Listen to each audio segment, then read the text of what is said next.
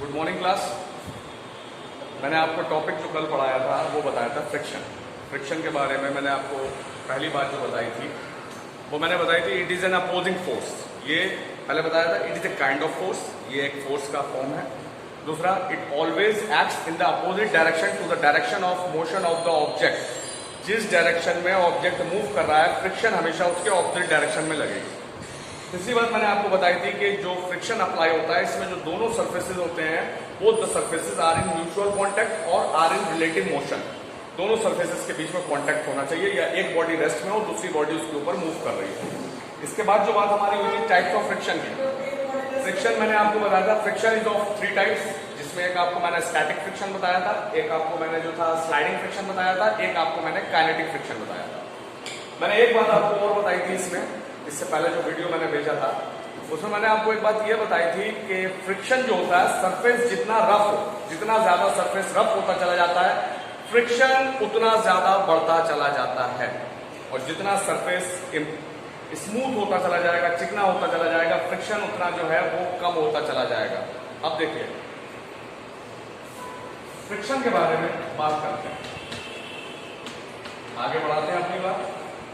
जो फ्रिक्शन के बहुत से अनडिजायरेबल इफेक्ट्स हैं, मतलब फ्रिक्शन जो है जरूरी भी है हमारे लिए, और फ्रिक्शन जो है अगर फ्रिक्शन जरूरी तो है लेकिन अगर फ्रिक्शन नहीं हो तो उससे हमें फायदे भी हैं। ठीक है, पहले बात करते हैं फ्रिक्शन क्यों जरूरी है हमारे लिए, फ्रिक्शन से हमें क्या क्या फायदे होते हैं। तो पहली बात है, अगर मैं चौक से बोर्ड पे लिख रहा हूं और फ्रिक्शन नहीं होगा तो चौक जो है वो स्लिप कर जाएगी।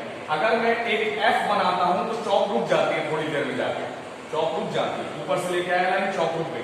चौक को जो रोका है किसने रोका? बोर्ड ने इस चौक के ऊपर फ्रिक्शन फोर्स लगाया तो चौक रुक गई। अगर फ्रिक्शन नहीं होगा तो चौक एकदम स्लिप कर जाएगी, मैं चौक को रोक ही नहीं पाऊंगा। मैं एफ बनाना चाह रहा हूं, पता चला चौक स्लिप कर गई, तो फ्रिक्शन अपोजिंग फोर्स है। तो हम ये कह सकते हैं कि फ्रिक्शन अगर नहीं होगा तो हम लिख नहीं पाएंगे। We can't write if there is no friction. अगर फ्रिक्शन नहीं होगा तो आप जो पेन है, जैसे पेन है आपका, नॉर्मल कॉपीज पे आप लिखते हैं, तो जब लिखते हैं तो जैसे आपने ए बनाया तो ए ऊपर ले गए तो आप थोड़ी देर के लिए रोकते हैं। अगर फ्रिक्शन नहीं होगा तो आप रोक नहीं पाएंगे, जो पेन आपका है वो स्लिप कर जाएगा, आप ए नहीं फॉर्म कर पाएंगे। ठीक है, कोई भी अल्फाबेट आप फॉर्म नहीं कर पाएंगे। तो लिखने के लिए अगर फ्रिक्शनल फोर्स नहीं है तो हम कॉपी पे या बोर्ड पे किसी चीज पे नहीं लिख सकते।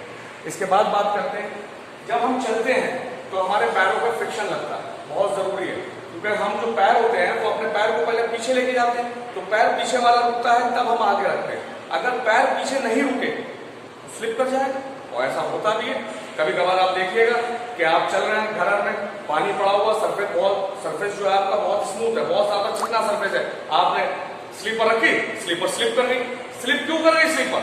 क्योंकि स्मूथ सरफेस पे फ्रिक्शन कम हो जाता है, और हम लोग जब चलते हैं तो पैर हमारा पीछे जाके रुकता है, फिर आगे बढ़ाते हैं, फिर पीछे रुकता है, फिर आगे बढ़ाते हैं, फिर पीछे रुकता है। भाई 2 फीट होते हैं, एक पीछे गया तो दूसरा आगे बढ़ा, फिर ये गया पीछे तो ये आगे बढ़ा। तो ये जो चीज रोक रही है पैर को पीछे के लिए, इसको हम बोलते हैं फ्रिक्शनल फोर्स। ठीक है, फ्रिक्शनल फोर्स।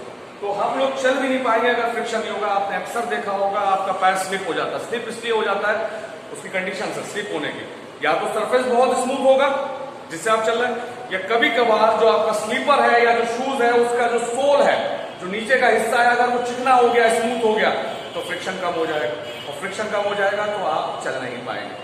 फिर से बात करते हैं फ्रिक्शन हमारे लिए जरूरी क्यों है। हम चौक से नहीं लिख सकते या पेन से नहीं लिख सकते if there is no friction. पहली बात, we can't walk if there is no friction. अगर फ्रिक्शन नहीं होगा तो हम वॉक नहीं कर सकते। हमारी जो कार्स वगैरह है, अगर फ्रिक्शन नहीं होगा, फ्रिक्शन फोर्स नहीं होगी तो कार में आप ब्रेक तो ले लेंगे, लेकिन ब्रेक लगाने के बावजूद कुछ टाइम तक कार स्लिप करती रहेगी।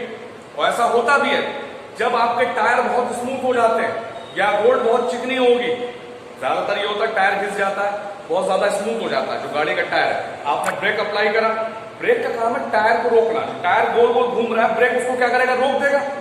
जब रोक दिया तो गाड़ी रुक जाना चाहिए। फिर स्लिप क्यों करती है? स्लिप इसलिए करती है गाड़ी क्योंकि सामने से रोड टायर के ऊपर फ्रिक्शन लगाता है, और वो फ्रिक्शन फोर्स कम हो जाती है जब आपका टायर जो है स्मूथ होता है।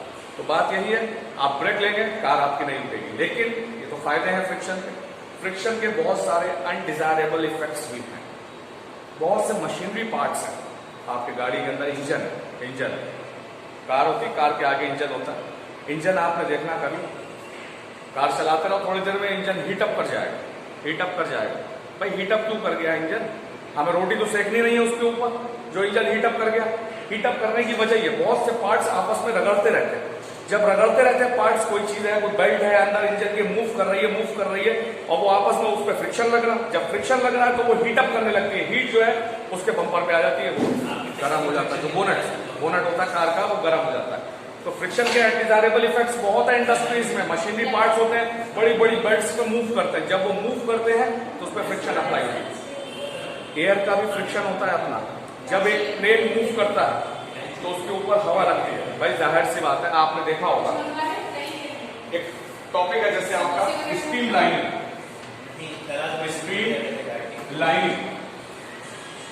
स्ट्रीम लाइनिंग का मतलब क्या है? स्ट्रीम लाइनिंग का मतलब यह है कि जो रेसिंग कार्स होंगी, आपने देखा होगा, उनको नोकीला बनाया जाता है। नोकीला इसको इसलिए बनाया जाता है ताकि जो हवा है वो साइड से निकल जाए। अपनी नॉर्मल कार्स जो होती है वो आगे से देखिए चौड़ी होती है, तो हम लोग 100, 120 में चलते हैं। लेकिन रेसिंग कार्स होगी, आप देखिए, वो ऐसे करके स्ट्रीम लाइनिंग होगी, नोकीली बनाई जाती है। तो जो एयर का फ्रिक्शन है, सामने से जो एयर आ रही है, वो एक्ट करती है, वो कट के निकल जाती है साइड में। हम प्रॉपर स्पीड मेंटेन कर सकते हैं। आप शार्क को ले लो, शार्क होती है, शार्क देखिएगा बिल्कुल नोकीली स्ट्रीम लाइनिंग होती है। ऊपर वाले ने बनाया ऐसा शार्क को। तो शार्क जो होती है पानी में बहुत आसानी से मूव कर लेती है, वरना वाटर उसके ऊपर फ्रिक्शन लगाएगा। जब पानी में जाएगी शार्क, उसके ऊपर वाटर फ्रिक्शन लगाएगा। सरफेस का एरिया जितना बड़ा होता चला जाएगा, फ्रिक्शन उतना बढ़ता चला जाएगा। जैसे कि हम जो कार्स यूज करते हैं, हमारे पास जो कार्स होती है वो चौड़ी चौड़ी होती है। आप जब चलाएंगे तो कभी विंडो खोल के देखिएगा, हवा की आवाज बहुत तेज आएगी, खर खर खर खर खर बहुत तेज हवा की आवाज आएगी, कभी विंडो में देखिएगा। लेकिन जो रेसिंग कार्स होती है वो ऐसे करके नोकीली बनाई जाती है, तो हवा जो होती है उससे कट के साइड में निकल जाती है। फ्रिक्शन अप्लाई जो होता है उसके ऊपर बहुत कम हो जाता है, जिससे मैक्सिमम स्पीड वो गेन कर सकती है। आपने शिप देखा होगा, पानी का शिप, जहाज होता है पानी का, वो भी ऐसे करके स्ट्रीम लाइनिंग में बनाया जाता है। ये सारे एग्जांपल्स दे रहा हूं आपको। स्ट्रीम लाइनिंग का मतलब क्या है? स्ट्रीम लाइनिंग ऑफ व्हीकल्स और प्लेन्स और जितनी भी चीजें, एरोप्लेन्स वगैरह या शिप्स वगैरह, ये इसलिए करा जाता है ताकि जो फ्रिक्शन लग रहा है, एयर से लग रहा है या वाटर से लग रहा है, वो कम हो जाए। स्ट्रीम लाइनिंग का मतलब आप समझ गए होंगे। स्ट्रीम लाइनिंग में जो शेप होता है व्हीकल का, वो हम नोकीला बनाते हैं, नोकीला, प्रॉपर नोकीला बनाते हैं।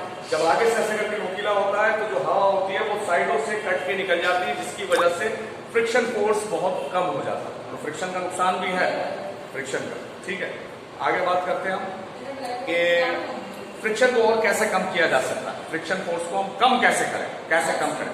कम करने के तरीके हैं, आप लुब्रिकेशन यूज कर सकते हैं, ऑयल यूज कर सकते हैं, ग्रीस यूज कर सकते हैं व्हीकल्स में, फ्रिक्शन फोर्स कम हो जाएगा। क्योंकि ऑयल यूज करेंगे, सरफेस जो है स्मूथ होता चला जाएगा, और जितना स्मूथ होता चला जाएगा सरफेस, फ्रिक्शनल फोर्स उतना कम होता चला जाएगा। इसके बाद जैसे आप ग्रीस यूज करते हैं, ग्रीस यूज करते हैं, ग्रीस जो होता है वो भी सरफेस को स्मूथ बनाता है। सरफेस जितना स्मूथ होता चला जाएगा, फ्रिक्शनल फोर्स जो है आपका वो उतना कम होता चला जाएगा। इसका जस्ट ऑपोजिट, अगर आपको फ्रिक्शन बढ़ाना है तो आपको सरफेस को रफ बनाना पड़ेगा। सरफेस आपका रफ होना चाहिए। फॉर एग्जाम्पल, आपने गाड़ी के टायर्स देखे होंगे, भाई टायर बनाने को वो टायर स्मूथ भी बना सकते थे, लेकिन टायर जो होते हैं कार के वो स्मूथ नहीं होते, टायर स्मूथ नहीं होते। टायर में ऐसे करके थ्रेडिंग होती है। तो टायर होता है, टायर में ऐसे करके देखिएगा, ऐसे करके थ्रेडिंग होती है, ज़िगज़ैग मोशन होता है टायर्स के अंदर। टायर्स को रफ बनाया जाता है। रफ टायर्स को इसलिए बनाया जाता है ताकि जब आप ब्रेक अप्लाई करें और सरफेस टायर का रफ हो तो मैक्सिमम फ्रिक्शनल फोर्स जो है वो